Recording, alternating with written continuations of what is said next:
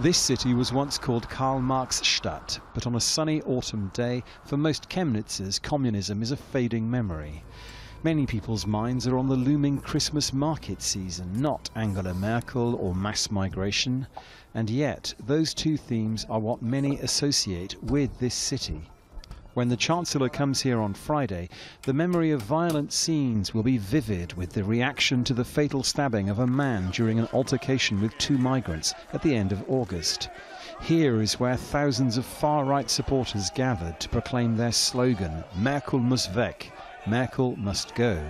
Soon they'll have their wish after she announced she won't run again for Chancellor or re-election as party leader. I asked a local analyst what Merkel hopes to achieve by coming to Chemnitz. She will not be desiring to convince people of the soundness of her policy making. It is meant to show presence. I'm the Chancellor. I do not avoid confrontation with people who perhaps do not like me. People such as ULRICH. He has long been a supporter of the far right in Germany and since last year a member of the federal parliament, despite being investigated for what he called an inadvertent use of an old Nazi slogan during the general election campaign. Even with her departure, if she goes, then nothing will really change.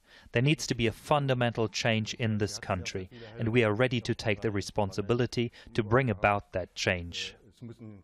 And yet, many people in Germany consider the AfD to be repellent. Supporters of the mainstream parties believe it has an ulterior anti-democratic motive. Some analysts believe the far right is prospering here because many East Germans still feel dislocated by capitalism, unsure if their jobs are safe long-term and looking for someone to blame. Everything gets more insecure, and this authority that you lived under before and that you took part in is gone all of a sudden. So this causes a lot of anger and resentment. This city has a Social Democrat mayor. This state has a Christian Democrat prime minister. And yet, when the Chancellor comes to this former far-left city, she'll face fierce far-right opposition. Dominic, Kane, Al Jazeera, Chemnitz.